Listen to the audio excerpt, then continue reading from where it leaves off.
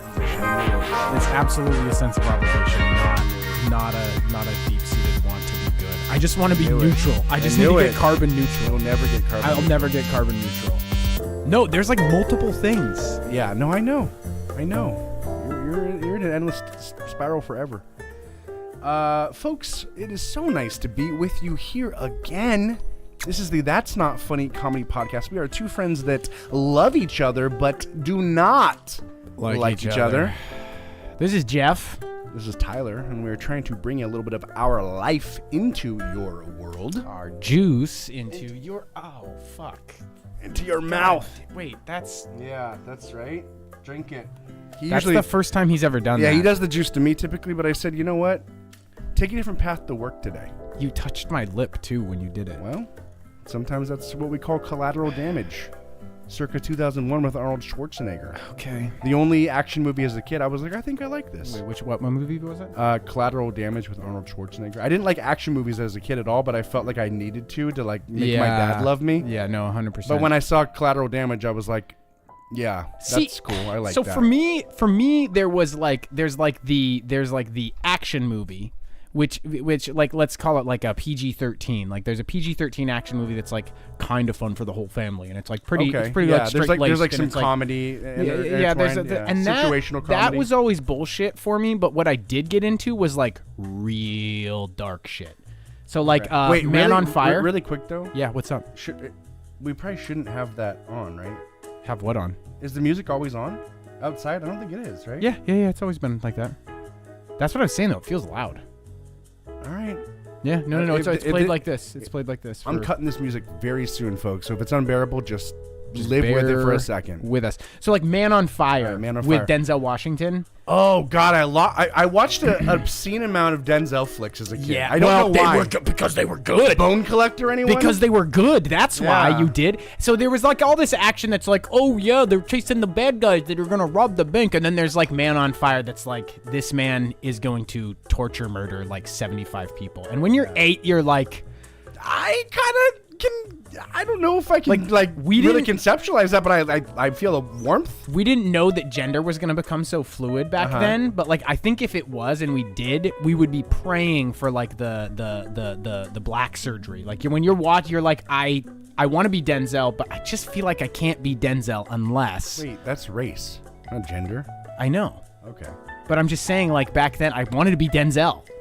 Yeah, of course you want. That's a baseline. Everyone wants to be Denzel. But for me, it was an impossibility. I still am pasty, pasty white, very scrawny. Not that Denzel's super built, but like, I mean, he's when I was worshiping Denzel, I probably weighed 82 pounds. Wow. Maybe less. Wow. When I started wrestling, I was wrestling in the 65 to 70 weight class. This is so funny because you know nothing about pop culture typically, but I felt like you didn't know who Denzel Washington was. When a man puts a grenade in another man's asshole on TV, on screen, you remember who that man is. His name.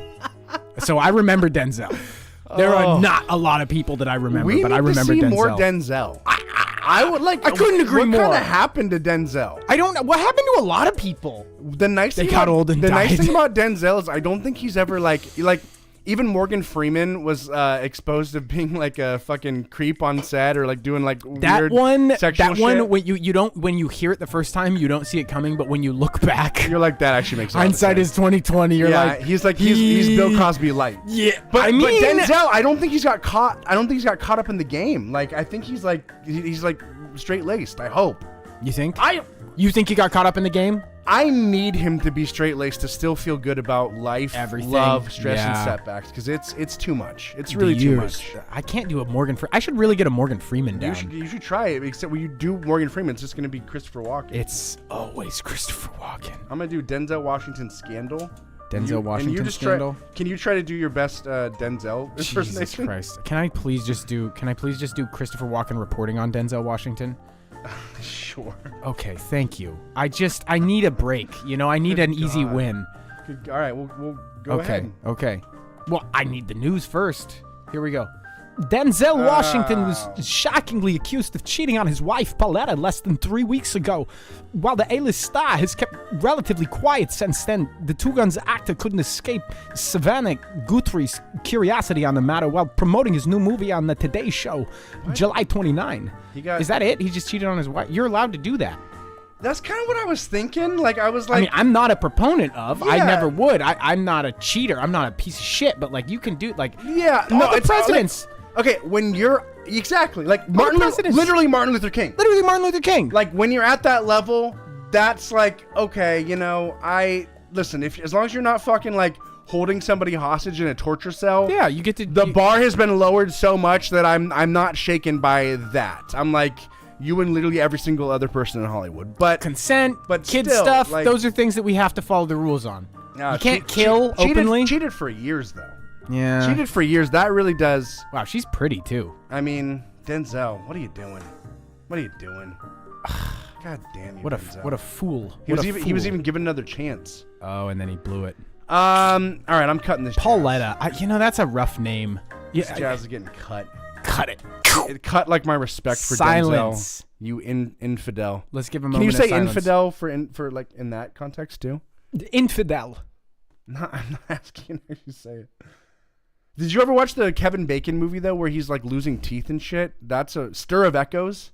Oh, I like the name. That's a scary one. Is it like a one. weird That's a scary one. Psych thriller. He's going insane or something. Something is weird going on. I think he like, for some reason, like you remember when you got a DVD player and then you had like 6 DVDs, and so you just watched all those DVDs.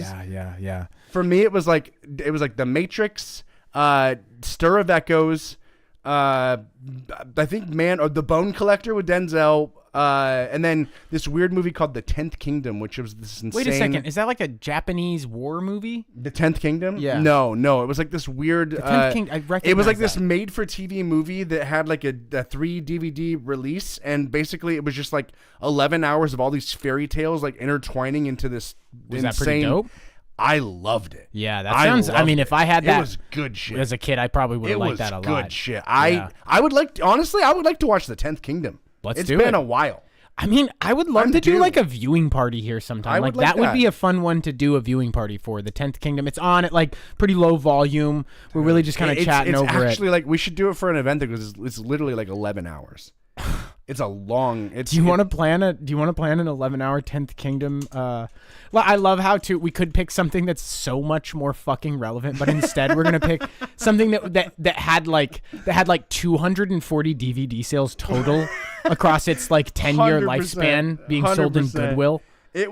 Wait a second. It was wild. Wait a second. That fucking dude's face. That weird dude's fucking face. Go up. This guy? Yeah. Dude, this is the guy from fucking Married with Children. This is Al Bundy. Crazy, I don't right? know Married with Children. See, this guy doesn't know pop culture shit. I'm so surprised he knew Denzel. Man, that feels like it's out of a porn for some reason. Everything's a porn. Well, Everything's a porn. TC, what was not funny for you this week? What Can was I not ask funny you? for me this week? Oh boy. Missed marks. You know, missed marks. We had a lot of goals. We did our month in review. And it was a little bit punishing. And it's really hard when you're working hard and you think things are going well, and then like nothing technically changes between like 4 hours earlier and 4 hours later, It's just a except you vibe crunched shift. the numbers. Yeah. And you're like, oh wait, that's not what I thought it was. Yeah. Okay, so that wasn't funny. Got it figured out though. It's okay. I'm really enjoying. There's this cool thing. I have a guy that's a part of my business now, and he's been a pretty integral part of the business. It's a pleasure working with him. It's also really, really difficult. He's a financial wizard, and so he's very focused on numbers. And that's like it's absolutely what I need. But my God, there are just sometimes where I'm like, yes, but you have to do that though if you're going to be this. If you're going to be what we are. He's focused on reality. Well, he's focused on financial reality. But not, not like operations, interpersonal. like the difference between finance and operations or executive and operations, where they're like, well, no, we're just going to like read. And you're like, but there's like a 14-day gap where we don't have this service that like we can't operate without. And it's like, well, just figure it out. Just figure it out. Anyways. Totally. That's a tough one, but it's going to be fine. Elaborate. Get into a nitty-gritty that you shouldn't share. Get into a nitty-gritty that I shouldn't share. No. Yeah. No. I've got some other. Wouldn't it be nice to just throw caution to the wind? I can't wait until we get like No, I know. literally 100%. 200,000 subscribers, and then I'll just say literally whatever. You know, At 200,000 subscribers a day, I want to guess we'll be making $17 a day. In and ad that's revenue. honestly that's fine. Yeah, that's fine. If we can just buy, it's not about the money. It's about the. Well, I guess it's about the money to survive. Yeah, that's kind of the. But I do want to. We just get a van. We just get a nice big van, and all we need is the van. Don't rub me like that. Don't rub me like that. Look in my eyes and while I'm shooting down all of our dreams. And yeah, maybe if I was promoting our dreams, and we can do this. It's just you. Hey, you two viewers right now. You guys got to start spending money on us. You guys got to start spending a lot of money on us. We need something from you, and I don't know what it is, but it is a monetary fashion. Could be nice pastries. Would go a long way for me. Or nice I don't know pasties. If does that. Or this nice guy's pasties. got pathetic little nipples. I do. And that's been called out. Is it bad to show nipples? I think you can. A man can show his nipples, right? A man can, yeah. God. Honestly, isn't that... You can't even see it. You can't. It's like it's in there, but you can't even see it. I need a microscope. It looks like a pimple. I've got pimp nips. God damn. I got nipples. I didn't want to say it, but I'm glad you said it. So this week from me, not funny. Holy shit. Dylan has the sign for us. Oh my God. We literally need the sign like right now. We need to do an sign exchange, something. Can we plan something bad to do to ourselves next week for Dylan, because this is bullshit. Yeah, Dylan, let us know how you want us to degrade ourselves, and we'll do it for you. You figure out maybe we have to eat one of the small signs whole during the next broadcast. That's you. This guy ate a Risk piece once. He did eat a Risk piece. He was drinking way too much while playing Risk, giving everybody advice on how to win, and then the first person to go out. Yeah. On Risk. I was pretty drunk. Then he did eat a Risk piece. Eat a Risk piece. I think it actually did cause some long-term. It did. Effects. Yeah. I like old drunk TT. I know. I actually don't. Actually, that was like one of the worst hangs ever. Because I lived in Seattle, and so Tyler would come visit me in Seattle, but when he came to visit me in Seattle, that was like him like, all right, time to ball. Time to get as fucking drunk as possible. So I'm just in my normal environment with my friend who I wanted to hang out with, but is insanely drunk trying to fight people. I damaged a lot of your relationships. It was a problem. And I damaged a lot of my relationships. It was a problem. Yeah. You ruined my first girlfriend's birthday by her account. Literally, she told me he ruined my birthday. There are plenty of things that like when I barged into that guy's room when he was having sex. Yeah, my and roommate, then told Paul. him that it was not his room. Tiny and little it was your room. Paul. Paul. Who stole a bunch of Adderall from my friend Danielle. Shouts out Danielle. Shouts out Paul. Chamoran Paul, pretty handsome guy. Good looking guy. Very good looking guy. Very small man. Pretty small. Very small I man. busted in and he was 5'5". banging his girlfriend. Well, they were banging. I guess I don't need to make her an object. They were having intercourse together. Okay, yeah, object and object, working with object and object. And he was like, "What the fuck? Get out of my room!" And I was like, "This is Jeff's room, dude." Yeah, and then he was like, "Jeff, you better get your boy," because he was kind of like hood Chamoran a little bit. Yeah, he's like, "You better get your boy. I swear, you better get your boy." And I'm like, you know what? Pretty silly. You're right. I do need to get my boy. Yeah. And then we were in the bathroom, and then you were like, Jeff, and you would always get, and I love you, but you'd always get into this, Jeff, I'm gonna fucking Paul up. I love you so much. Oh yeah, I love you, and I was like, I love you too, man. And you're like, Jeff, punch me in the face. Punch me in the face. Oh my. And I'm not gonna punch you in the face, Jeff. If you don't punch me in the face, I'm going to punch me in the face. I fucking love you, and you need to fucking know that. That is exactly what it's I would flattering. do. It's flattering. That's exactly what I would do. But the thing is, it was all real. I do love you that much. I miss the first 2 hours. Yeah. The first 2 hours, Tyler. That's safe to say. The rising sun, Tyler, when he's halfway through his fifth of whiskey, is a lot of fun. Great hang. But the sloppy 4 beers and a full fifth of whiskey, because that's what I would do. I would bring an entire fifth of whiskey, and I would never be like, "Hey, I'm Tyler, and I have a fifth of whiskey." I would always be like, "Hey, I'm Tyler, and I'm having a beer at the bar. I got to take a shit real quick," and then drink a quarter of a fifth of whiskey. Surreptitious whiskey sips. Yeah. Pulls really, but the nice thing is you never puked. You know what? I don't think I've ever seen you with my own eyes puke. I don't puke. You're not a puker. I don't get hangovers really either. You do a different bodily function, and I'll save that to you. But you don't puke. You talking about coming? Bro, I'm always talking about coming. Come on, bro. Spontaneous drunk TT night comes. No, when peeing? Yeah, I pee. Oh, I pissed the bed. You can pee. totally bring that up. Well, you pee. Oh, God, yeah. He literally peed on my roommate's futon. Unless I did like a felony and don't know about it. No, like, I just get it. because I don't want to go to jail. Well, sometimes, people get, I don't know. I'm resilient. You are. And I deserve. You pissed on my good friends and roommate's futon. And then tried to say that a fucking rug doctor would fix it. Yeah. Which, not true. That's like a rug CNA, essentially. I think the thing with a futon, you just throw it away once you piss into it. That's it. If you want to be like, I'm okay sleeping on a 35% piss futon, then whatever, you can still sleep on it. But like, don't kid yourself and be like, piss the shit out of this futon. Yeah. I'm going to clean it. And be done. I'm remembering we also went on a road trip and we stayed at down in San Francisco with a friend of mine who shouts out Erica. Appreciate you. I kind of just hit Erica up and was like, "Hey, we coming through." Yeah, no, like Erica, like we were friends, and that was like 15% acceptable. Yeah, that was like 15% acceptable. Did I do crazy shit over there too?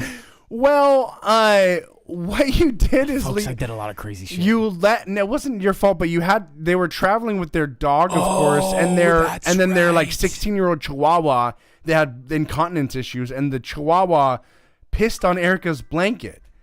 And, that's right. And after we impromptu stayed the night at her house, and she had to work the next day, and it was just like, we went to wash the blanket, but I just remember Allison was like, well. There was something where she was like, well, we weren't going to tell her because it was going to be a surprise that we washed the blanket for her. Like, surprise, our dog pissed on your blanket, but we washed it. Surprise. We restored it back mostly to the condition it was, except for spiritually, you'll always wonder how clean it is. A lot of pee that has stained my friendships from you. Yeah, I've pissed a considerable amount of beds. Have I done anything that has stained a friendship to you? I'm trying to think. I mean, yeah. What did I do?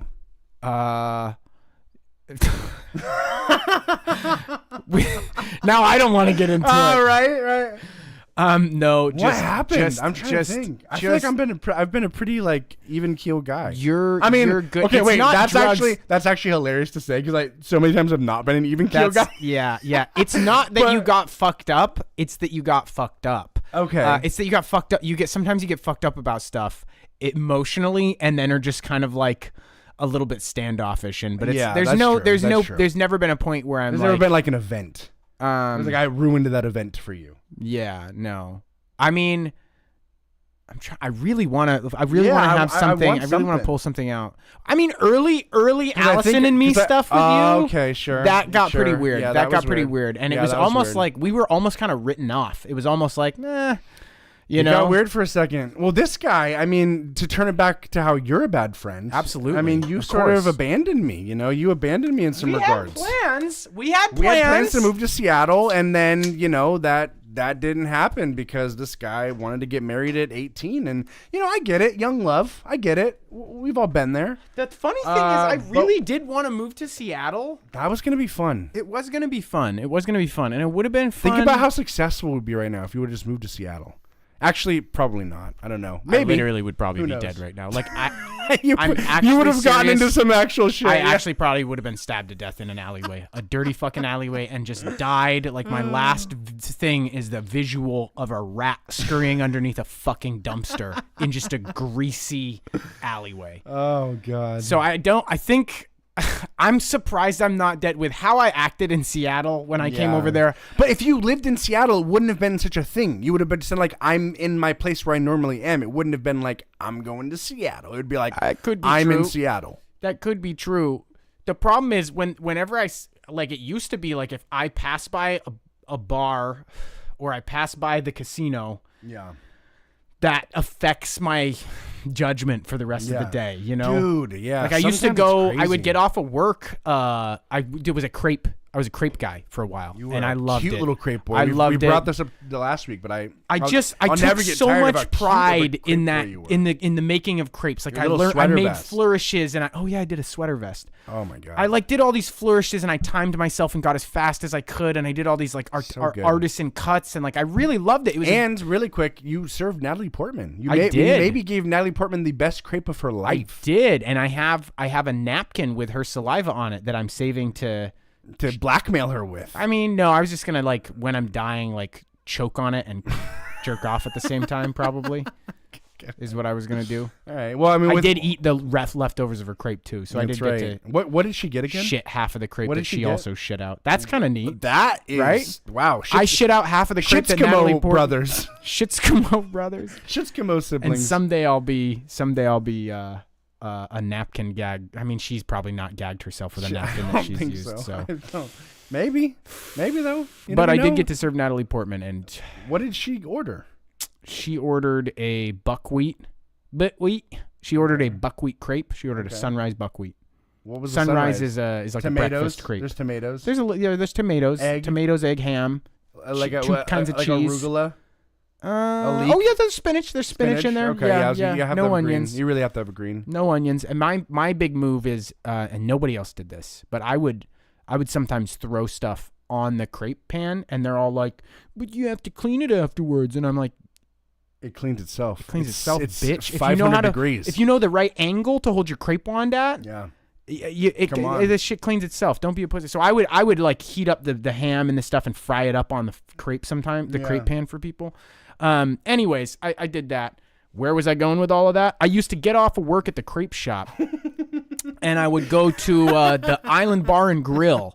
And just be a complete degenerate. Just be a complete fucking degenerate. And I always tipped I would tip like $5 a drink. So they would give me, they had a $2 happy hour and it was supposed to be a single shot gin and tonic. And they would give me 4 shots. Oh no. And I would go every night and I then would you have, would drive home. I would have 2 of those. But it wasn't too far. It wasn't too far.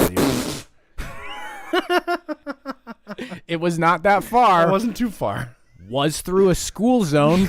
I mean, you're So way how after much? school How hours. much do we? What's the Unless there's multiplier? like a fucking lock-in or something, or Sure, yeah, or yeah. a concert assembly, you're good. No, I'm kidding. I didn't ever do any of that. Nah, that never happened. You would Yeah. never once do I would that. never fucking do that. Yeah, it is nice to get away. I also would unscathed with never certain things. get in a conflict with a Vietnam vet on the side of the road. We've told this before. on the side of the road after Yeah. going to the bar and grill. Yeah, this guy. What was it? He was giving you a road rage situation, and He then was like like acting crazy at me and So like, then waving you- his arms. then So you I rolled pulled down my over? window. I pulled over and I rolled down my window. I like to give people an opportunity to have a conflict with me. I appreciate the opportunity to give people the opportunity to have a honestly, fucking conflict that with is me. one of your most. You don't do it anymore, but that was one of your most classic moves. You would never start a conflict, but you would invite. You would have like air traffic, like fucking cones to yourself. Like conflict. If you would like to start a conflict right over here, I'm a guy Yeah. that is ready for a conflict with you. Absolutely. Yeah, no. So I like pulled over right next to him and rolled down my window and was like, "What's going on?" And he started to this day, I don't even know what his fucking problem was. Like, you didn't do anything? No. I wasn't driving crazy. I was in a fucking parking lot. I wasn't driving crazy. I was just driving through the thing. I mean, if someone who isn't me had 8 shots and was driving through a parking lot, they might have Thought differently? maybe they didn't think they were doing anything weird, but they were. Okay. So, I maybe don't he know. also had 8 shots. Maybe he also had 8 Anyway, shots. I got out of my car. He got out. He throat chopped you twice.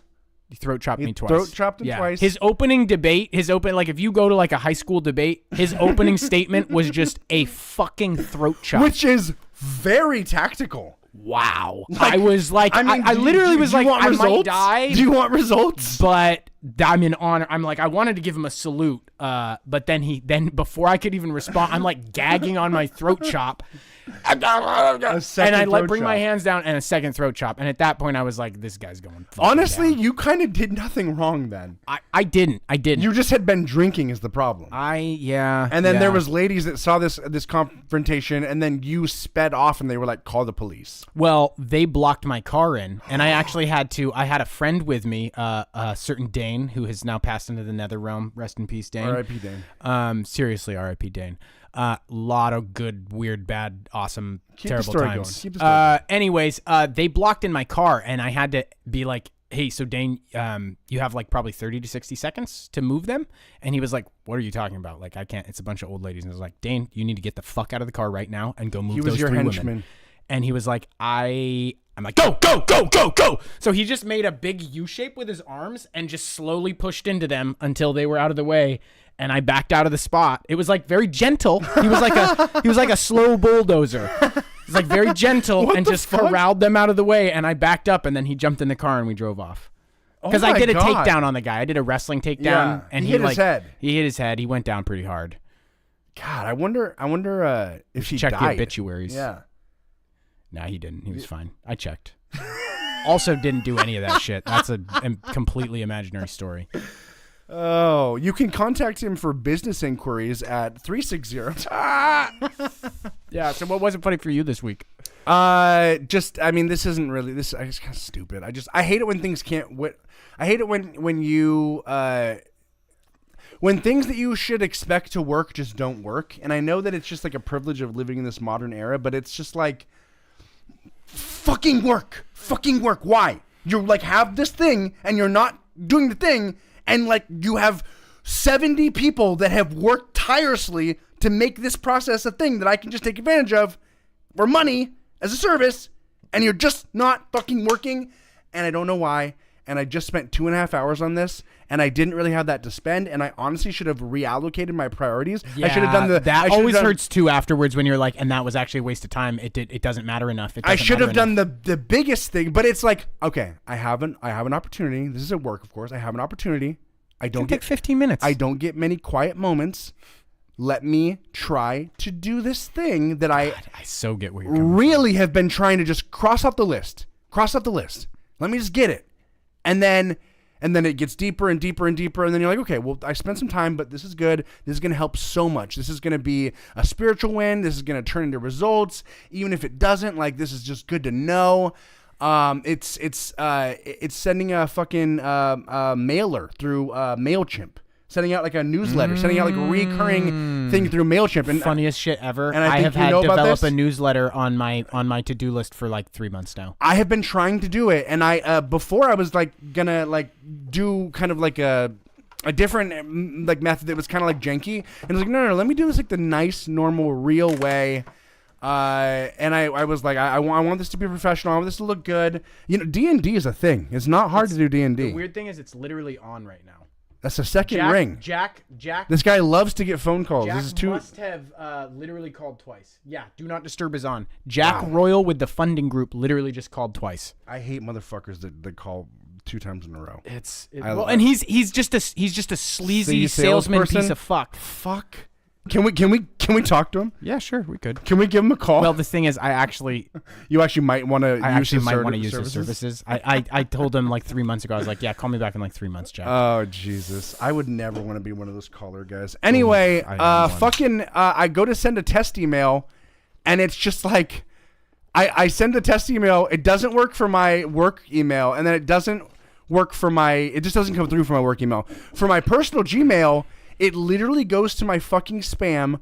All of the images that I curated, it doesn't... Broken links. It doesn't pop... No, I don't even know about the links. I didn't even get that far. It doesn't populate any of the images. It literally says on a big red banner, this has been blocked because it contains links that have been known to scam people. I'm like, this is the link to a very normal website that is like completely not gonna scam anybody. This is like the most bare bones basic fucking link. Yeah. And it's Gmail is our phone number got labeled as spam for a while. Oh my God. And I just was like, well, I guess I'm going to shut down my business now. It was the most infuriating thing. I'm like, why? I'm just trying to do a thing that should be so fucking easy. Well, and MailChimp's whole thing should be like, we make it easy for you and to they're like, do this. oh, you need to authenticate your domain. All this fucking bullshit. And I'm just like, do you realize how many working parts there are to me authenticating the domain? Sure, it could take me fucking 30 minutes. It could also take me like 6 conversations and like 3 weeks to like nag like 4 different people to like potentially do it, and then I have to like explain this whole thing. Dude, and then support tickets are like my worst fucking nightmare. It's support tickets are my worst fucking nightmare because you just hellscape. know It's a hellscape like trying to grow. 1 in 5 companies within like 48 hours will be like, "Hey, I actually read your thing and I have some valuable input." Oh, 4 out of 5. When you get a good service rep, though. Oh, when you get a good service rep, I will suck in this. Come on. Yeah, I leave a lot of reviews naming them by name. I'm like, is there any way you can get a bonus for anything that I do? When you get a good service rep. Yeah, I had a dial pad tech, and they got sick of it because I would call them and be like, I need to talk to Randy right now. Right, yeah. And they're like, we don't do that. And I'm like, no. I don't do somebody anything did it but before. Randy. Yeah. Somebody did it before, so now you're fucked. No, you Sorry. can't be that. Sorry. You can't be that. Oh. And eventually, after like 5 of those, he was like, listen, man. Listen. You can't keep doing this. We can't keep doing this. We can't keep meeting like this. We can't keep meeting like this. You got to call. It's a round robin for tech support. You got to just call. And I'm like, can I call and hang up until I get you? All right. We're not a news show, but there's a few things that you should know.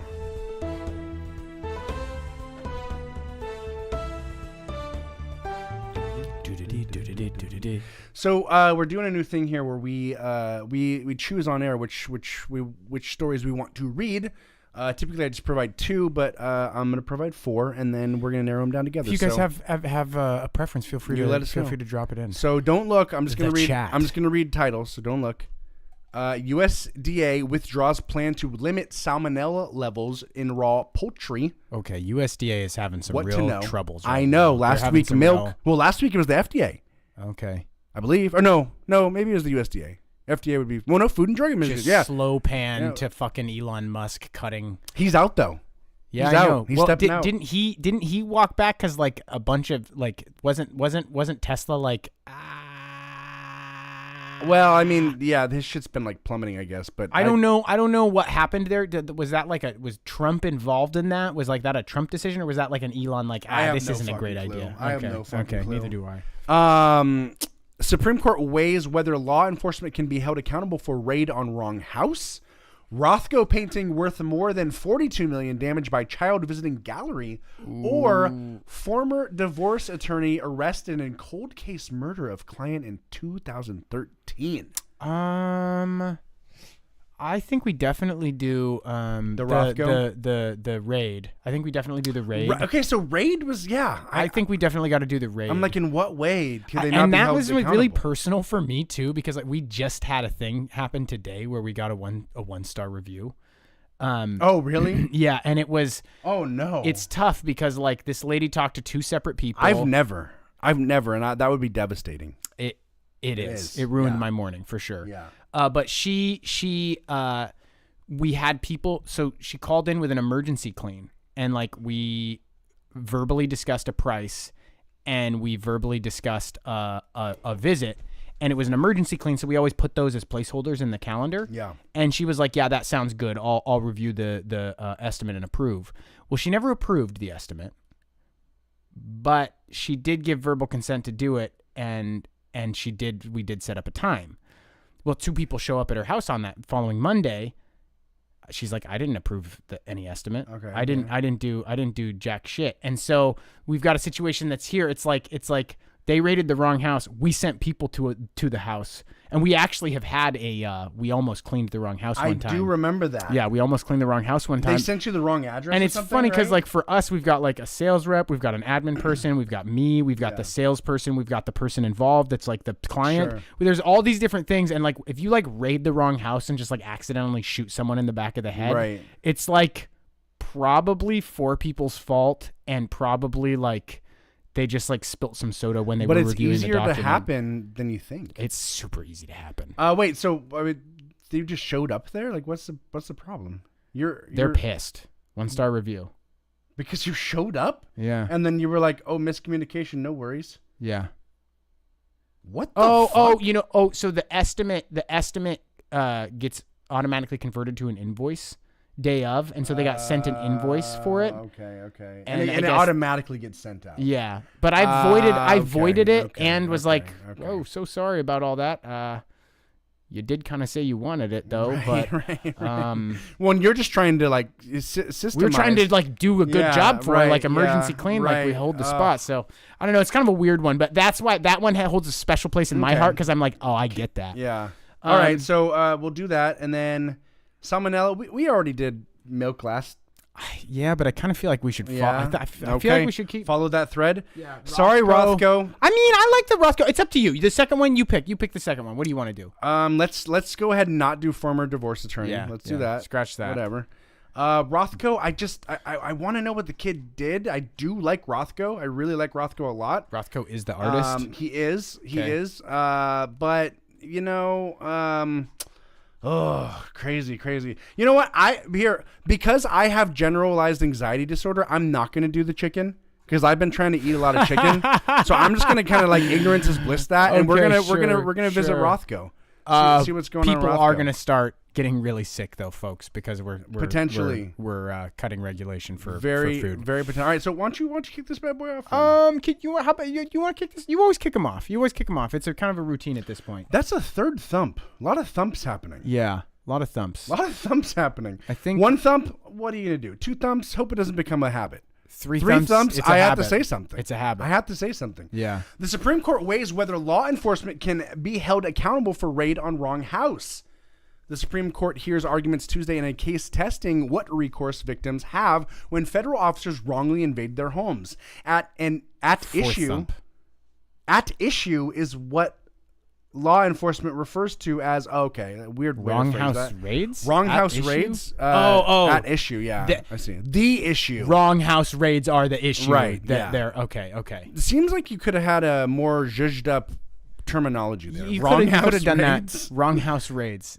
Well, and at that point, when you've got that label for it, this is happening. It's like incorrect entry allocation. Yeah, I don't. And I just you don't. That's not bandied and in quotes unless it's like, yeah, fuck, third wrong house raid this week. Right. To the point where Damn it, Susanna, didn't you say you were double checking those? We got a WHR. Another one?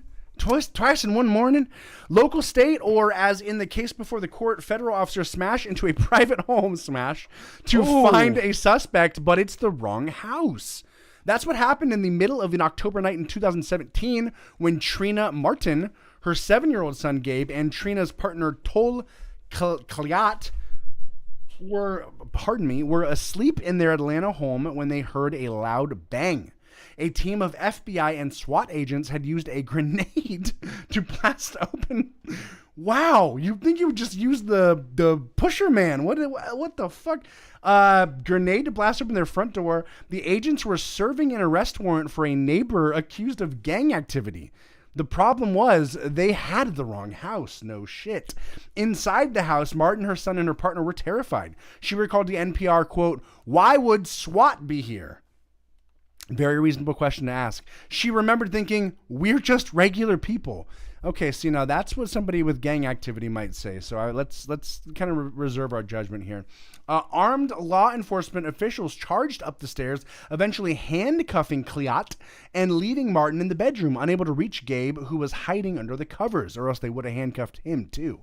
Officers pointed guns at the three, separating them from one another, and after a disputed period of time, the agents realized that they were in the wrong house and left.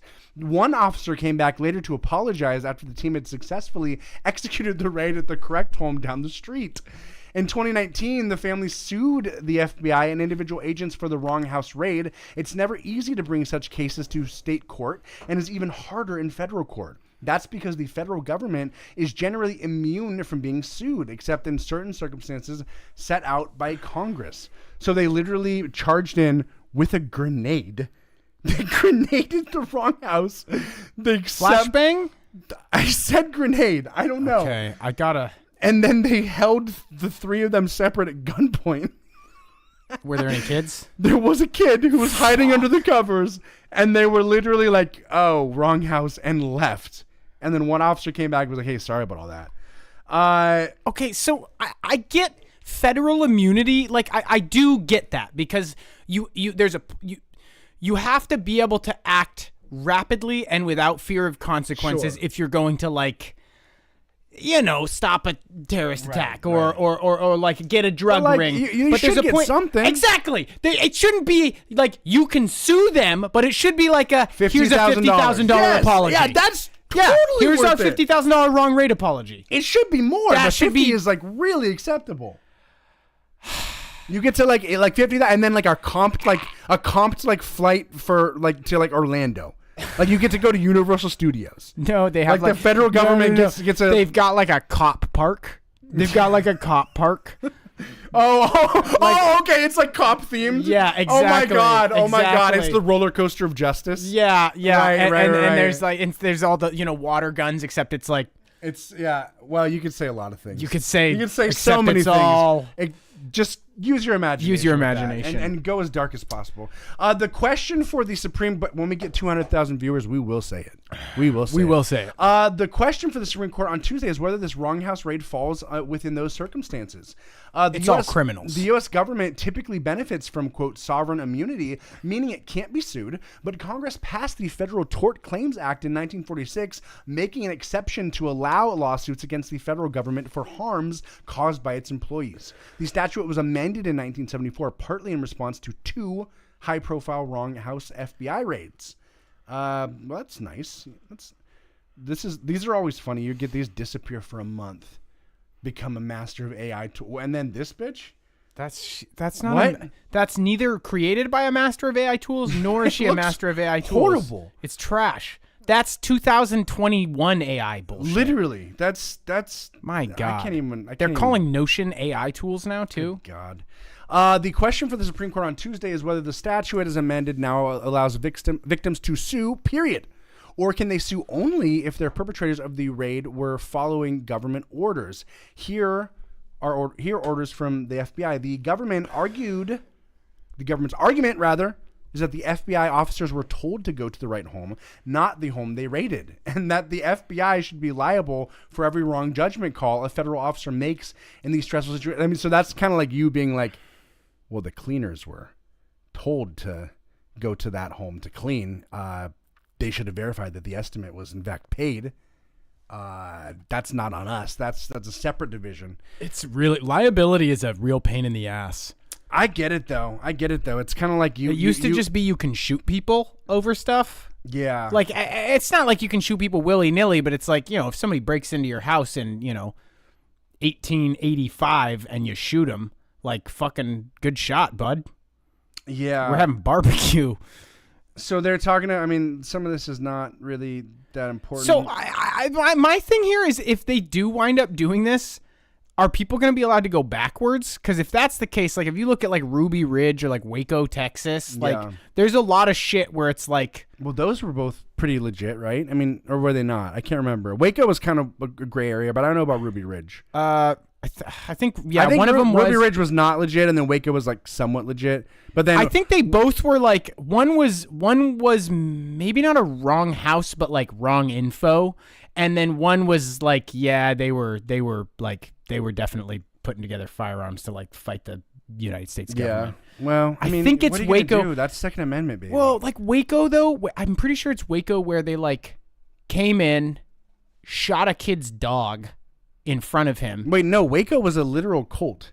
Oh, okay. Then it's Ruby Ridge. Yeah, Can I do a quick Ruby Ridge reading? Basically, there's a lot of wronghouse raids happening, and they're pretty much doing nothing about it. So, hopefully, you don't live in try to pick the worst house in the nicest neighborhood. The 10th Kingdom. Because you don't want potential gang activity happening right next to you, not because of your own safety from the gang members, but from your own safety with the police officers, because they will grenade you. And they will not compensate you. And if I get grenaded, I just want compensation. That's some old-timey shit. No grenadation without compensation. So Ruby Ridge was an 11-day standoff. So I think maybe this was the legit one. Randy Weaver, a former Green Beret, was facing charges related to failed weapons purchase and was being pursued by federal authorities. So I think it was Waco. Waco was the Colts, David Koresh. I watched a whole Netflix series on it. Waco, Texas. So let's go Ruby Ridge. I always think about Ruby Bridges, which I believe was like the first like black girl to be like allowed in like normal like just co-ed schools, I believe. Oh, yeah. I kind of want to have ChatGPT put up like a theatrical version of this. The standoff, a shootout erupted between Kevin Harris, a friend of the Weaver family, and U.S. Marshals, resulting in the death of Deputy Marshal William Deegan and Samuel Weaver. The FBI then launched a siege. That's got to be like, you're never fun. It's never fun because like William Deegan and Samuel Weaver are dead. William and Sammy, they're dead. But like when you get to go back to the FBI shop and be like, we're putting together a siege, boys. You know, like yeah, God, that's gotta feel nice. Yeah, and you got it wouldn't feel bad. It sure wouldn't feel bad. Well, especially when you know you have immunity. You're kind of just like, especially when you just read an article where it's like, yeah, you're. I mean, what's the problem? It's kind of a. See, the thing is, it's a problem. Kind of sick. It's a problem. But it's also like it's a fix for a problem. Like you can only fix so many problems, and sometimes you've got to leave some problems, there to like just fester because you have that problem because you fixed another problem, right? That's like always like you got to break a few eggs. You got to point a gun at a couple 3-year-olds in order to keep drugs off the streets. I think it was Ruby Ridge. Let me jump back there. No, don't exit out. Keep that in the background. Right, ready for us. Okay, yeah, sure. Ruby Ridge. I'm gonna do Wikipedia. I'm gonna do the Wikipedia. I feel like I want to move on. You want to move on because I feel like we're not getting a lot of like fruit from this. I know, but let me just read it, okay? Okay. The Ruby Ridge standoff was the siege of a cabin occupied by the Weaver family in Boundary County, Idaho, in August 1992. So I was 2 months old when this happened. God.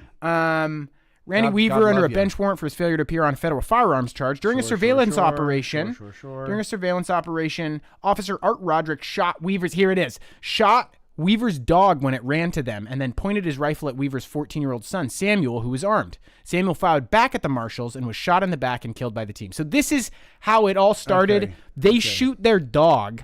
Their 14-year-old son is like, what the fuck? Honest, and they didn't look like FBI. They weren't like, hey, we're FBI. Just 3 guys in the woods shot his fucking dog and then shot him to death. Honestly, though, I do get afraid if dogs are coming at me. So I would like not. I don't want to think I'd shoot the dog, but like if the dog had a gun, you'd shoot. If the dog is in close range, I'll never forget when there was a spider and you were like, kill it, kill it, kill it. Yeah, we were on literal LSD. Oh, were we? Yes. Oh, yeah. And you were holding a big spider, and I was like, the world is a dangerous place. What are you doing right now? Like, you're about to get bit from a spider on LSD, and I just slapped it out of your hands. That's what happened. Into the water. It was scary shit. This was also when you kept fucking doing this, where you were like, you were doing this bit where you're like straining your neck as much as possible, and turning slowly towards you, and then you started like convulsing and like doing this whole thing as a bit. Messing with you? Oh, okay. No, you were doing a bit, but then it was like, wait a second, and we're all laughing, and I'm like, wait a second. Is he not doing a bit and he's just having a fucking seizure and we're all just pointing at laughing? Yeah, we're all on LSD. Wow, that would be really crazy. I was like, wait. Like die in front of you guys. This is not a funny moment, laughing. actually. Wait. Well, because you literally were like doing everything is so real on LSD. You could have like made it from not real to real. So I did have that happen. I think you were doing like an involuntary thing that could have, or a voluntary thing that could have become involuntary. So that happened. I used to make my face go red. I was a fucking loser. I was a nerd. Okay, so I had to do some weird shit to get friends. And I used to do this thing where I would turn my face red and I would like shake like that. And then one time, I just like woke up in the lunchroom and they were like, "You're fucking crazy, dude." And I was like, "Yeah, what do you?" Like the red thing? And they're like, yeah, the red thing and the whole fucking seizure thing. And I was like, what? Okay, so I was literally onto something. Dude, you were onto something, yeah. So apparently I had a fucking 30-second seizure in like 2nd grade induced by me like and you were trying to do the same thing. And I was trying at my literal fucking bachelor party. So here's the really LSD. Fun thing about the seizure thing. I remember what happened. I was doing the thing, and then I was in a weird simulation video game on like a fucking neon like green like background and like on a surfboard like 16-bit pixels. At my bachelor party? No. When I was in 2nd grade. Okay. I had like a seizure visual. I had like a seizure hallucination, okay, yeah. And I was just riding this surfboard. And then I just woke up in the lunchroom. But it was just so funny because everyone was like, crazy joke seizure. And I was like, I should go to the nurse's office. I'll be right back. Never told my parents, never told a nurse. Really? Yeah, I fucking don't like that shit. Yeah, that makes sense. Yeah, I don't like that shit. They made me get stitches in my chin. Why did you do it again? Why did you do it again? I forget about things a lot. God damn. I don't think about that. There was a click. It was like joke, and then I was like, wait. This isn't a joke. How long did I keep the seizure up for? Well, you kept doing the, and then every time you did it like 6 times, and then you were like, you know, something like, funny. I've always had really weird blood pressure problems. Like I've got vasovagal syncope. I don't know. You know what that is, right? I don't know. Okay. Do you guys know? Feels fun to say. You guys can't say it. Vasovagal syncope makes you, vasovagal syncope. So I have this shit where, like a lot of people when they stand up, they get like a little dizzy, right? Sure. You know, sometimes, and it was really bad for a while. When you stand up, your vision will completely black out. Like you can't see anything. Okay, yeah. And then sometimes you'll do it and you'll go to sleep. Dude, I've had some of that shit before where like you stretch and then you're like, oh, I am like 2 little clicks away from passing out, but I might not pass out and I think I'm good. So you've never actually passed out? No, but I've thought to myself, one day I will actually pass out. So I've passed out probably like 40 times in my life. What? Oh yeah. 100%. Yeah, it's bad. Like How do I know? I'm learning new things about you every day. I don't make a big deal about I don't usually make a big deal. It's funny because if I like ding my knee, I scream like a little bitch. You literally are the most like ostentatious, dramatic about any sort of like tiny little injury that you get. But then if you literally pass the fuck out, you're like modest. So eventually I got pretty real about it because that happened one time. It happened. I had a backpack on. And it happened, and I got drugged backwards. And I was just talking to my mom. I like was sitting in the kitchen, walked in. Freaked the fuck she freaked the fuck out. I had to go to the doctor a bunch. They did that time. I did go to the doctor, and they got me. But I had a backpack on, and it dragged me backwards, and I just dropped and smashed my head into a door frame. Oh, geez. And then at least you were, erect. You were still. Well, no. I was like fell over backwards. It was at like a 45 degree. I was here, door frame here. Okay, so boom. So yeah, no, it was like max damage. Yeah, it was like max damage. And then a second time, another weird thing is that cold water will also make me pass out sometimes. Like if I get into a cold shower, and I used to take cold showers a bunch. Another time, just fucking smashed my head on the faucet for the shower. And after that second time, sometimes I'll like be in a store. And I'll be like crouching down, looking at some soup, and I'll stand up and then just lay down on the floor for 30 seconds, get back up and continue shopping. You become soup. And people, like I preemptively do it. Oh. I preemptively do it. If I start to get the dizziness, I just will lay down with my face against the floor, no matter where I'm at. And there'll just be people walking by me. Just be people walking by me in the store. Then I get up and just keep going. Has this never come up? I can't believe I haven't told you this before. You've done this dozens of times. It has gotten less over time. I think it probably happens a couple times a year, but for a significant period of time, I would almost blackout pass out like 1 to 3 times a day. You'll take a preemptive little horizontal time. Yeah, I can tell if it's a small one or if it's a medium or a big one. Medium or big, I just lay down.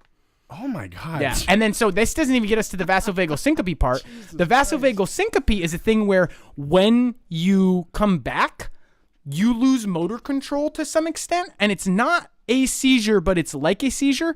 If I was going to try and move my arm to you like this to shake your hand, instead of just going straight like this, it would go forward, backward, forward, backward, forward, backward, like forward, a broken backward. Machine. Like a broken machine, and that'll last like 5 to 30 seconds. And so like I'll like lay down, and then like as I know I'm out of the pass out spot, I'll like get up, but I'm like jerking around like this. God damn. So that's vasovagal syncope. It's pretty weird. We should have never played the choking game. Well, and I'm looking back and I'm like, I wonder if that seizure like unlocked like vasovagal syncope and like a bunch of weird shit for me. Yeah, potentially. Sometimes your body's like, oh, okay, yeah, we can make do. We'll run shit this way now. We'll figure it out. You're like, oh, hopefully that doesn't happen. Yeah, no, I remember we swore off the choking game, and then we had a choke renaissance a couple years ago. Yeah, we did. And I remember you choked me at the studio right before a Brother Wife Live. And I did almost I did have like like a minute, like a tiny little seizure. It doesn't feel bad. That's the funny thing. No, it's scary. Oh, it's really? Scary. It feels scary for me. No, it when someone's like, "Oh, you just involuntarily like did a weird twitch," that honestly, you think about the choking game. It deeply like after the choking game, even thinking about it right now, it makes me feel really bad. Like I don't feel a lot of like empathy for like my others, myself or others. But I'm kind of like in this moment, I'm kind of like, wow, guy, like why did you do that to yourself? That's not very kind. That's not very kind to have others choke you to the point where you are neurologically spasming out. For me, I always thought it was fun and it felt good. I always liked it. Well, the choking game feels great. Yeah. But the seizuring afterwards. Yeah, that's... Should we do one last choke right here on the air? If it's one last choke. Should we do one last choke? One last choke. And I mean, let's do one last choke, but let's make it the last choke. You know what I'm saying? You know what I'm saying? Oh, you know what? I don't know. Listen, my heart wants to. When we get 100,000, it feels a lot like what we're about to choke each other. It feels a lot like we're about to choke each other. No, it feels a lot like a whippet does. It does, yeah, absolutely. God. Which brings me to demon whippets. Okay, which you had a demon experience with on the same LSD trip. Yeah, so that was the last time I did LSD. That was literally like fucking also the last time 5 years ago. It was not the last time you did whippets, was it? No, not the last time. I think that maybe I did ask it one more time after that. Yeah, we had a whippets phase for a while when we were sober. Thank God that phase is over, because whippets will really get you on a level that there's a bunch of new studies that are like, and you're probably gonna get schizophrenia. Well, and I literally remember you being like, no, bro, I've literally like researched it a bunch. No, back in the day, it was like basically and I literally had like the most mental break that I've ever had on LSD with a whippet. Like I was literally like, I'm a bad person. I'm a cancer. Everybody hates me. I shouldn't exist. Like it was really dark shit. It was really dark shit. Yeah. That same day I had about 15 minutes in a bathroom where I just looked at my face like melting over and over again and was just chanting, "You are evil. You are evil. You are evil. You are evil." So like I think I know where you're. I bounce back pretty hard, but I like definitely get to those places. You came out of the bathroom like, "Hey, you guys want to eat some pineapple?" No, like that is But there was another time, Simcolo. What's up, baby? We used to choke each other out for fun. Okay, we used to. It's been clarification. Since the last choke has been at least 2 years. And before that, it was very infrequent. It was probably a long like 5. time. It's probably been like 8 years since we were like. Yeah. Really We were going choke hard. Well, I'd probably say like 7 years. Maybe 7 or 6. 7 or 6 yeah, years. we went, we were doing that for a little bit. But brother's got to choke, you know. Brother's got to choke. Brother's got to choke. It's you don't get it until you get it that it's bad. Just like a lot of things, like doing whippets on acid. So I was in the woods with some people, and we were on a considerable amount of LSD. Is this the same time or different? Different time. Okay. Different time. The last time I did LSD. And I don't know what, just like the thing about whippets and LSD is like when you do LSD. They never should be combined. And I somatically knew that. Okay, but. And you fucking taught me, you told me otherwise, and I knew that they shouldn't be combined. The thing is, though, it's 40 seconds. And it does, like, did you ever get the one? You're already on LSD. I know, but did you ever You're already on LSD. Did you do it at a point where you were like, really, there's a lot of visuals and you did it and then like the entire world explodes? No, I just remember I was with my friend and I kept thinking he looked like Rango. Oh, okay, that's Johnny Depp's Rango. That's fine. That's fun, isn't it? Was it not fun? It was scary. It wasn't as nice as you would think. Okay. I can see that. Listen, I can see that. One thing for me that would always got me is I would do the whippet and then I would forget that I did the whippet and I would be like, okay, well, I have just shattered my mind. That's unfortunate. It was a good run. I've literally like, and this is like, polysubstance abuse is a real thing. Like Take it from this guy. Take it from this guy. Like there have been like 60 to 100 times in my life where I'm like, mind is shattered. It was a good run. Probably not gonna make it. Oh my god! But I did a whippet. Of course, it made me so confused that I forgot that I did a whippet. everything explodes into like geometric patterns, and it's interesting, but I'm feeling very scared because I can't remember that I'm on LSD or that I took a whippet. You got to remember you're and on I'm LSD. just like, I am a snail? Tadpole? Yeah. I don't know. And then the patterns go away, and before I say it, I'm just going to say, I turned to the two people I was with, and I just said, I sense an evil presence approaching. But there was no joke in it. It was like That's deadly gotta serious. be the worst possible thing you can hear on acid. It is. And for some reason, I go to that place like every time, like 4 times. I have to have like 15 battles with Satan every time I do, and it's like, why So the people that are accompanying you as well have to. I have to battle get Satan into the ring. Except I'm like kind of the vessel, and Right. it's like it's this whole thing. But I just turned to and it was like this aggressive presence of evil that just washed over me. And the thing is, it's awful. It's this awful experience, but there's for me, like, Do not try and silver lining this right now. No. I'm going to. No, I'm going to. God. I'm not. I already know your tones. You are fucked. Yes, you do know my tones. The thing is, Jesus. these experiences are so intense and meaningful my that even though God. they're like the fucking worst, like, You're like ketamine Steve Jobs right now. you walk away with a better understanding Doesn't of the he look like ketamine extremes Steve Jobs? of Think about reality, right? And the extremes of your mind. That's what I love. And so then when you take those extremes and you contextualize them in your life afterwards, and you're like, okay, so Satan's not actually taking over my body.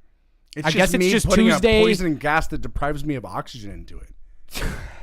Interesting. Well, no, you just look back and you're like, oh, it's just Tuesday and a guy cut me off. Not that big of a deal. Sure, At least sure. Satan's not taking control of my body. No, everything else is like way You more know, chill. like with ketamine No, I get that. treatment I get too. that. Like there's been a lot of moments where it's like I will be visualizing just like meat and bones being ground into like a paste in front of me, and there's just like this industrial shrieking noise in the background, and like the most intense discomfort being in my own skin that you could ever imagine. Like when you say bugs crawling, like that doesn't do it justice. It's like it's like worse horror, than that. like It's true horror. It's true horror. And then horror permeating. But then in those moments, you have to like take a stand against that horror.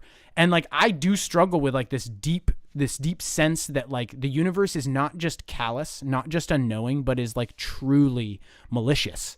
And I believe that those moments were me facing that, like me making that physical, making that like giving it a body to fight. Right? Like if I just have this like hidden deep sense that the universe is not just callous, but is malicious, but it's just this like background thing. But then you put it into a body and now I can box it. Now I can use a samurai sword and cut it the fucking half. I just learned this term recently, and it's a very sad term. So folks, be prepared for emotional swell. It's you literally that term too, emotional You swell. made it a bait dog. Do you know about bait dogging? Ooh. Yeah, a Doesn't bait. sound good. Well, you turned it into a bait dog, and folks, I just learned this, and it is really bad shit. A bait dog is a dog that they, in dogfighting, use to like get the other dogs like excited to fight a real dog. So it's like a fucked up, like battered, like literal just like throwaway dog that they like will basically hinder. Like sometimes they'll like muzzle it, I think, or like not let it like defend itself, or like they'll literally just have like a bait dog, which just gets, its job is to get fucked up to the point where it doesn't die, but it like gets other dogs on that level. And then then they like go to the real fight. well, but then afterwards are they like, okay, come on, bait dog, let's get you all patched up, and then they do it again? Yes.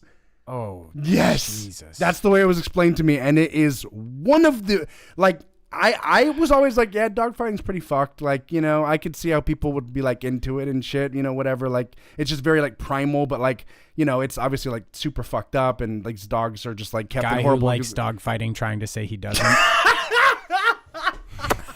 well, no, you got to think like I grew up watching the NFL. Well, you grew up watching two dogs fight to death in your fucking backyard, bro. So I'm sorry, like, you know.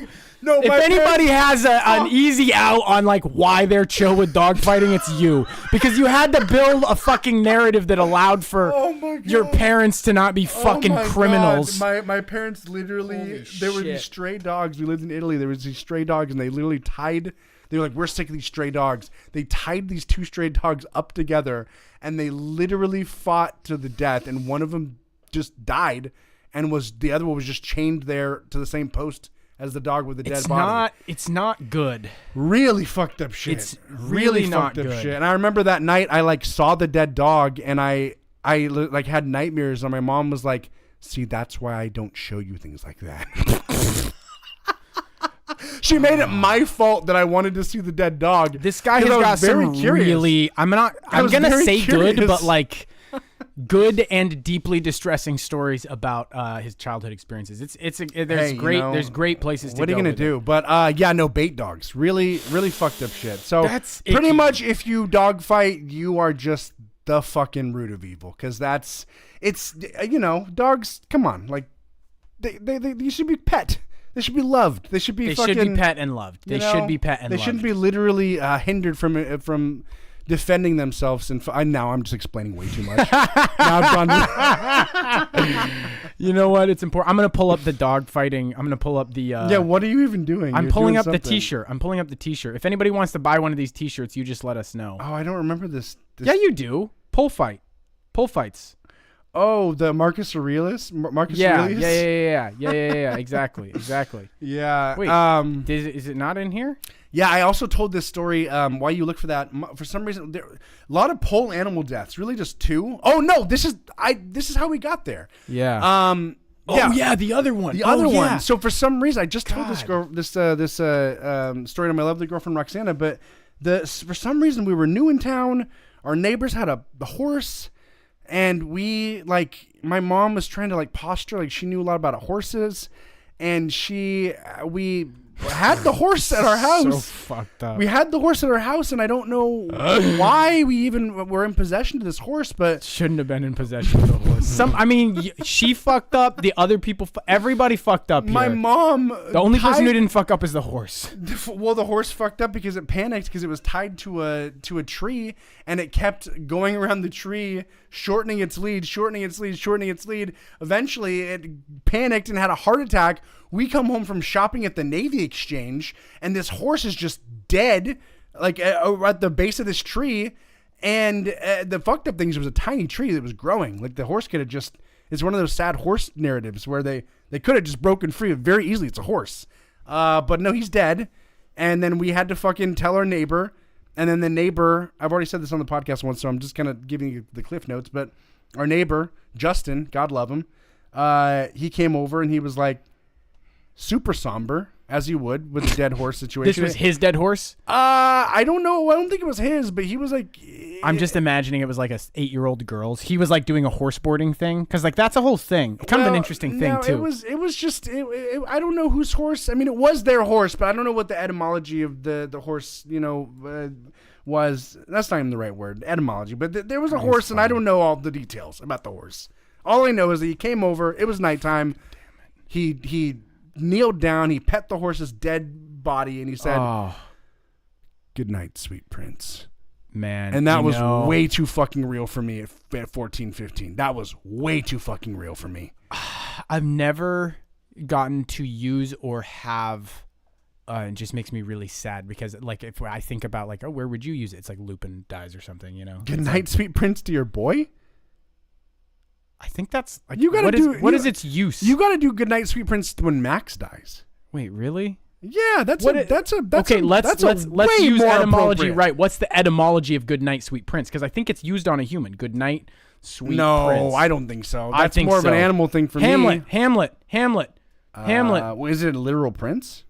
I think it has roots in Michael Caine. I think it has its roots in a Michael Caine movie. What the fuck? Well, click one. Let's figure it out. Oh, good night, sweet prince has become a good night. Is a line from Shakespeare's Hamlet. I just think that's so funny. I think it has its roots in a Michael Caine movie.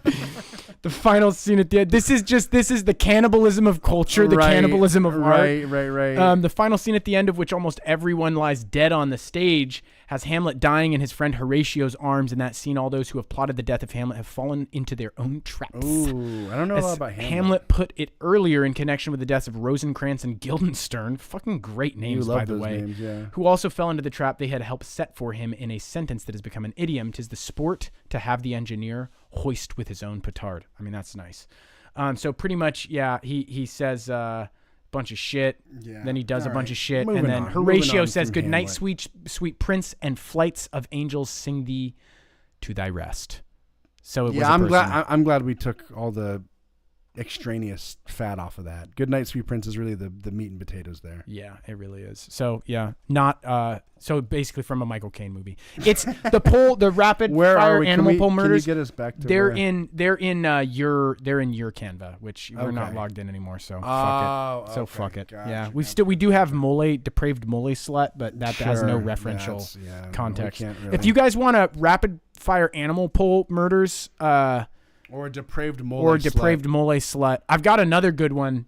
We'll print them on demand. Can I show somebody's face from Facebook? I can do that, right? Maybe. I think I can do that. I've got a pretty good one. Here. Yeah, this is a whole thing. This is maybe don't show his here. Don't show his name? Yeah, let's not show his name. Okay, that's smart. You're smart. Yeah, but I was thinking this would be a good t-shirt for us. In like black and white, Jeez. You know. This is real? Yeah, that's a real guy. And he decided to put that up on the internet. He did. He did. And that's not a bit. Yeah, and he was the way I found him. He was the one friend of like one of those fake hot girl profiles. Yeah, that's always so sad when you see your boys follow those. Yeah, you're like, really? Yeah, I took tax advice from you once. What the fuck? That's pretty goddamn funny. Funny. What is happening right now? Yeah. Good night, sweet prince. Okay, well, we're getting close. We should. Shit. Okay. I don't know. Let's see. Well, do we want to? Let's just do the news and do who are they? Who are next they? Week? Yeah. Well, let's just see. I mean, I Mark Rothko? I love a good Rothko. Yeah. There was. I don't know. Let me just speed read it. You want to speed read it? Yeah, let me just speed read it. You're a good speed reader. I'm a great speed reader. But enunciate. Don't get too quiet. Okay. I got this. All right. Ready? Yeah. Begin. An abstract painting thought to be worth millions of pounds has been... I actually started to get... Okay. Wait, I'm sorry. Okay. Here we go. Yeah! I'm sorry. You know that this game is... I know it's a hard game. You know that this is a hard game. It's a devilish game you play. What are you doing? What are you even doing right now? This mouse has got a mind of its own. You gotta... No. Holy shit. This is. I feel like I'm watching like a surgeon in training. I'm literally gonna pass out. I've got someone. I've got and they're like, and the actual surgeon supervisor is like, no, you cannot cut that. Go. Okay, starting from the top. Give me the top. Rothko painting worth more than 42 million damaged by child visiting gallery. An abstract painting thought to be worth millions of pounds has been damaged by a child at a gallery in the Netherlands. The painting Gray, Orange on Maroon, number 8, by artist Mark Rothko, was housed at the museum Boymans von Beuningen in Rotterdam. That's not a good name. Let's go. However, it appears a young visitor got a little too close to the masterwork and touched it. The museum told The Independent the artwork had sustained superficial damage, which included small scratches in the lower part of the painting. Conservation expertise has been sought in the Netherlands and abroad. We are currently researching the next steps for the treatment of the painting, the statement said. No information was provided about the possible cost of restoring the artwork, and no pictures of the damage were released. Is this the fucking painting? This is the painting. Okay, scratch it all you want. That looks like a shitty, like a fucking scratch and sniff sticker. I get why the kid did it. No, Rothko is great, bro. It's all about relationships of colors. I love Rothko. I literally, Rothko is like one of the only artists that I'm like, yeah, I fuck with Rothko. I mean, there's probably artists that I don't know that I fuck with as well, but I love Rothko. I feel like this is like how, if I had to guess, literally who a severely autistic person would pick as an artist, it would be. When I was younger, I was like, I should style my outfits as different Rothko paintings. For some reason, I actually do respect that quite a bit. Thank you. But I'm imagining you. It's always just the bottom is the pants and the top is the shirt, and it's just like $3 Walmart fucking Gildan's, and sweatpants. You're a Gildan slut, so don't even Gildan shame. Okay. I'm sorry. We expect that the work will be able to be shown again in the future. It's like there's like a little scratch. Yeah, you just need to paint the blue part blue again. Yeah, that's it. I've got a Sharpie. You guys need to borrow my Sharpie. A spokesperson for the museum told Dutch media outlet Algemeen Dagblad, Jesus. Or AD. That's better. That's better. Yeah. Algemeen Dagblad it. On Friday that the damage occurred during an unguarded moment. Guy had to take a piss. No shit. The artwork is estimated to be worth up to $50 million, according to the Dutch newspaper. While the museum declined to confirm the figure, Rothko paintings typically sell for millions at auction. In 2012, his painting Orange, Red, Yellow sold at Christie's in New York for $86.9 million. I should start painting with two colors because I could use that kind of money. The museum has previously asked visitors to cover the repair costs for artworks that damage. You little fucking twerp, get over here. You're gonna spend your entire life in a coal pit remediating in 2011. You're not making a coal pit. You're not gonna make that much money. It's only blowjobs. That's the only thing that's gonna make that much money. All right, keep it moving. The museum has previously in 2011 a visitor who stepped on Wim T. Shipper's peanut butter platform. Okay, I'm still on the whippet. I'm still on the acid whippet. In 2011, a visitor who stepped on Wim T. Shipper's peanut butter platform, consisting of a 14-meter carpet of peanut butter, was asked by the museum to cover restoration costs. What the fuck did I just We're read? going to have to fly Jiff in red eye. You don't understand what the fuck you just did. It is a normal procedure for people to pay if they damage art. A spokesperson for that's not advertise that at the start of a museum. Like if you fucking cough, if you sneeze wrong, you're gonna be fucking financially during crippled. The first 3 months of its display, the artwork was accidentally stepped on 3 times. Okay, this is an issue with the fucking. How do you accidentally step on peanut butter? Oh, do I go on the normal floor or the peanut butter floor? I think that was purposely stepped on. So was it peanut butter in? I want to see at the end of this. Like we got to see peanut butter. I'd like to. Tim Sheesh Whippers peanut butter carpet. Listen, should I finish it? Okay, let me just finish it. Another Roscoe was defaced in 2012 while on display. London's Tate Modern. Black on maroon. It's just always colors on colors. Yeah, no, Rothko's great. Jesus Christ. Can we get any stats on what kind of... I'm going to get us in trouble. Look at this. Look at this. Is that not nice? It's all about relationships, bro. It's all about context, relationships. This is the fucking original grift. This is like the first guy. This guy, like the gypsies spawned straight from this guy's loins. Peanut butter floor art piece. Art installation. Peanut butter floor. You're on Yahoo. I know. It's because you're on Yahoo. And I didn't do I before E. Stupid. No, just get to Google. Take the time. Worst. Just do google.com. Just type in google.com. That's a lot faster. That is faster. You're right. There we go. For that. Peanut butter platform is an artwork by Dutch artist Tin Weish. What the fuck? Literally, why? Like, I see now. If only he had used Nutella on half of it, it would have been a really nice Rothko. You're right. Name a better color color combo than Brindle. Peanut butter Nutella shit spread floor by Whimpers and Rothko. I'm imagining like some apocalyptic shit happens, but then like a bunch of people are able to hold up here and just scrape little portions of peanut butter. That's like daily rations. Honestly, for like, that goes so like hard in the paint people. on like my actual history, because when COVID was really ramping up and when my mom called me she was like, they're literally setting up stadium shelters right now, Tyler. Like, I remember you need to get the National Guard has got tanks on the way. That's another fun acid throwback. She called me for that while I was coming up on acid, and I like picked up. She called like 3 times, and I like picked up and was like, "Hey mom, so like just a heads up, I'm not in like a great spot to talk right now." And she just launches into this tirade, and then I'm like, "So when I said I wasn't great to talk, I meant I'm coming up on acid, and this is really freaking me out. So I gotta go. I love you." The result of that call was I bought, I think, like 150,000 calories worth of peanut butter. I bought peanut butter, honey, and canola oil. This guy's gonna make a fucking set of energy chews. And you want to know what I did? I literally got online and I was like, what's the cheapest calorie? What is the cheapest calorie per dollar foods you can get? Wow. And wait, honey? Honey's good. Well, honey's not the cheapest, but honey's got calorie. I thought honey was like not that many calories. I think I got it. I may have also just been like, you know what?